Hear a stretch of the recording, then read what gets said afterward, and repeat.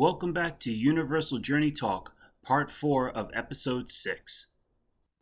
If I may confer, and on that, Kirk, I think that's a question that, first of all, really for anybody to say they know about that kind of thing, like how you said, we are the ones that occupy the space in our dimension, right now as humans, as flesh, conscious beings or whatever. For anyone to really know, I would have to occupy a space to have a real accurate opinion as a spirit creature in the spirit realm amongst these spiritual creatures in order to really tell you this is it, this is this, that is that, this is what I can do, this is what I can't do in your world.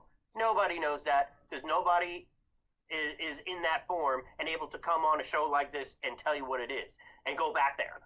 You know what I mean? And come back. So there is really no. So what you're talking about here is the belief system, and everybody, from back in the day, when you talk about possession, going with your first thought there, in some ways, Kirk, I agree with you, and in some ways, I think possession, again, how do you define possession?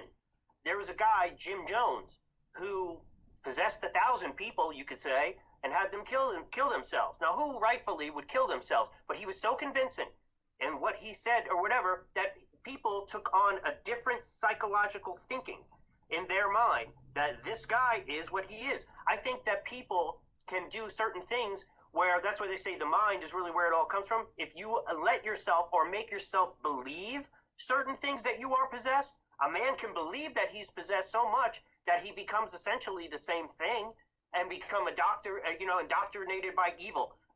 Richard Ramirez, the psycho killer that killed all those people out in California, believed that he was possessed by the devil, you know what I mean, whatever, and that he was in league with the devil himself. Okay.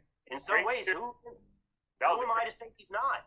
That he believed that he was possessed and was to do those things. So in a sense, what was he possessed by? Was it an actual spirit of some sort? I don't know, but it was an evil energy of some sort out there in the universe, as we know, that turned and made him do the things uncharacteristic of any other human towards other people.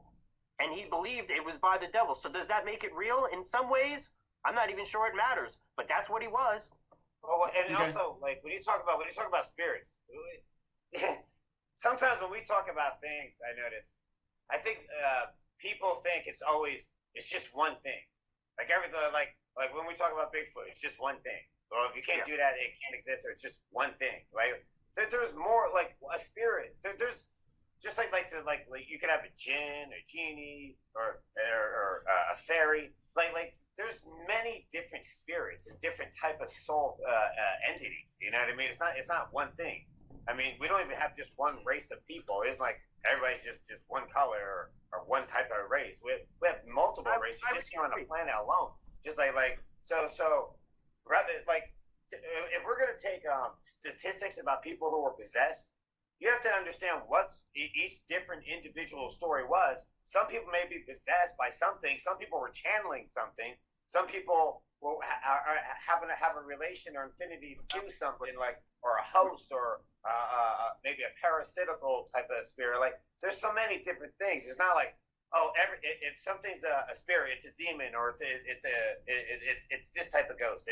There's probably more ghosts than way more species of races, or probably more type of ghosts than any animals, and they even exist on our planet. That's why when we talk about the astral world, everything that exists on Earth exists in the astral world, but not everything that exists on Earth exists on in the astral world. Reverse, I get you. Yeah. I said reverse. My bad. I got that. Yeah, you know what I'm saying? Yeah. So that's a whole nother thing. Like, if you believe in different dimensions, understanding the 3D dimension is the physical, then you know that a soul becomes physical eventually.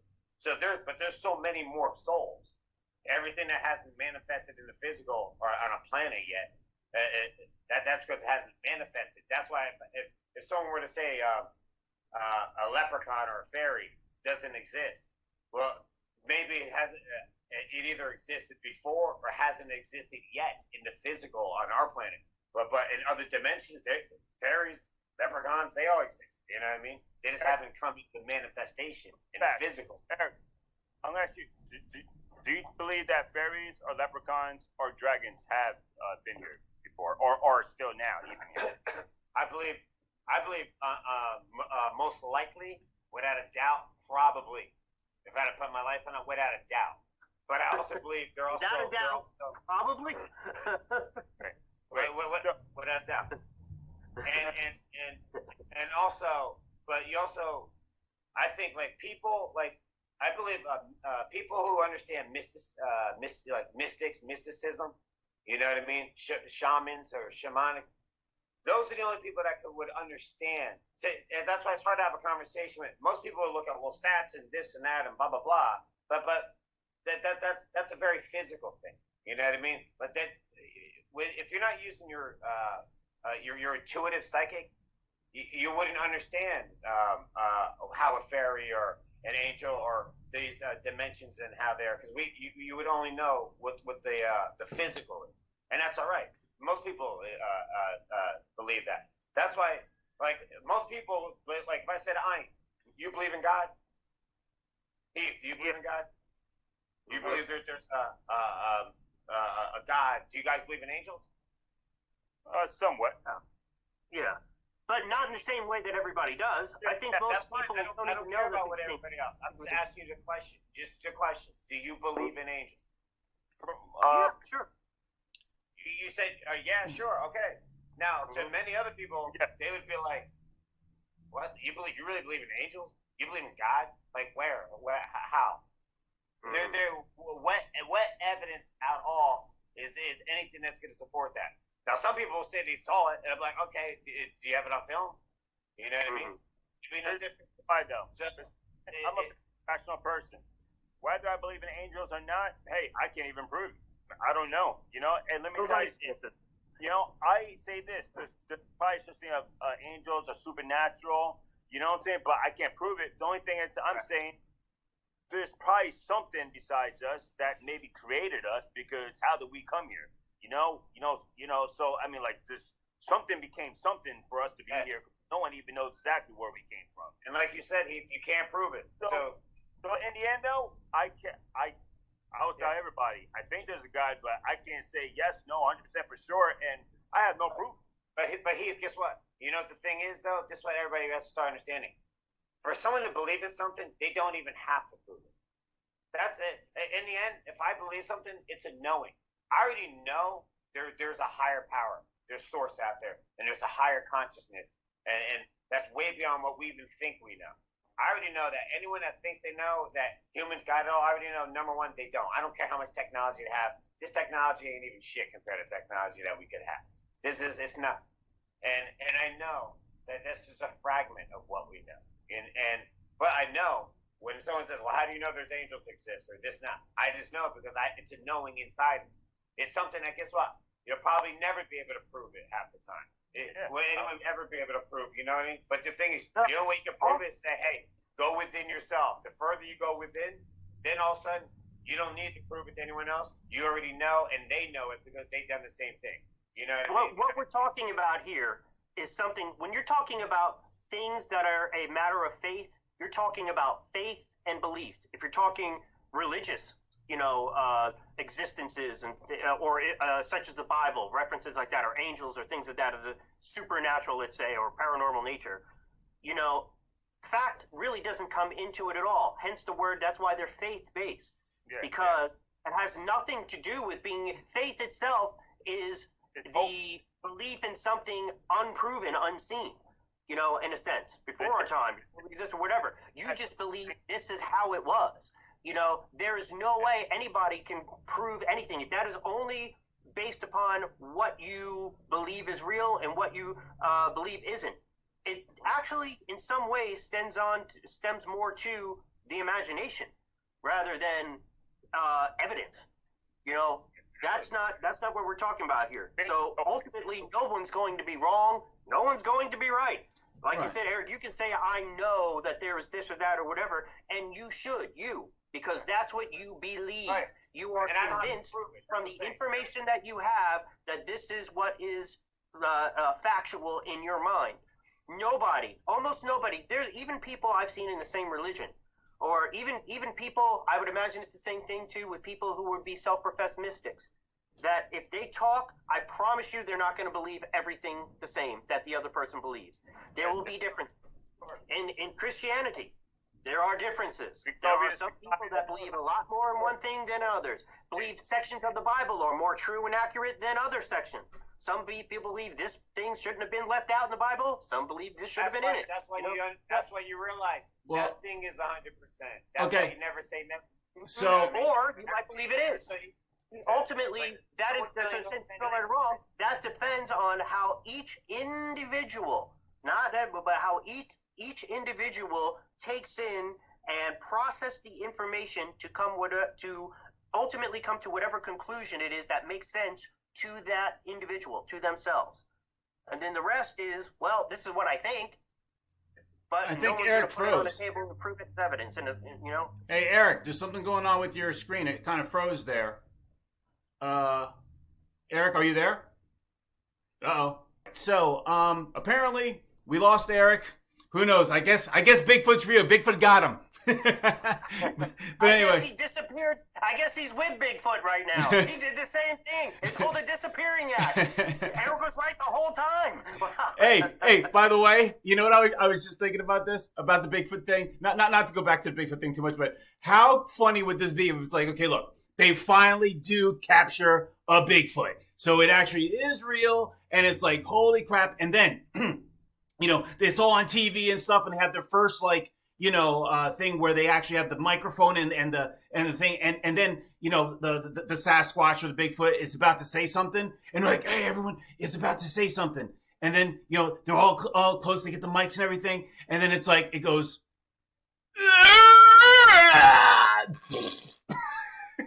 wipes his nose, takes a crap, doesn't give a crap. So it's like, all this time, we finally got it, and that's all it's about. Hey, you know what, Joe? Kurt, you know what? That would be fantastic. I was like, hey, at least we couldn't catch a freaking real animal. This stalker has no really major IQ or anything, whatever.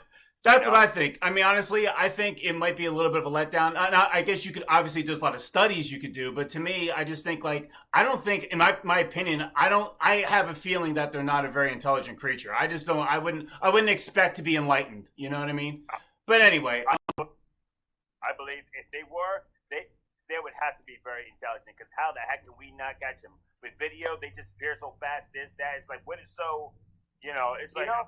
Like I said, for him to say that, that's why Eric, like, no bones. We can find fossils from 140 million year old Tyrannosaurus Rex. No bones. Good. Every species that ever existed leaves something, some sort of evidence of itself existence through fossils, through bones, in some sort of way. This thing, even its bones, are the most elusive thing that we've ever seen. So if that is the case, that this thing isn't leaving that, then Eric's theory is correct. That this thing is more of what doesn't leave bones. Right. What's alive but doesn't leave bones, has no evidence, seems to warp in and out, makes appearances and disappears. That sounds more like a spirit creature, actually, Eric, or something that isn't. But it doesn't sound like the hairy beast that's running wild in Kentucky that we saw on the Gimlin video with, that's unexplainable how that. Let me tell you something.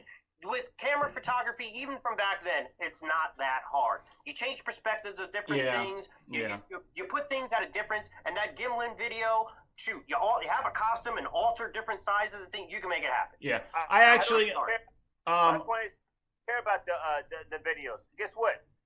At this point, someone's got to catch it. For me to believe it, I don't even care about videos no more. No.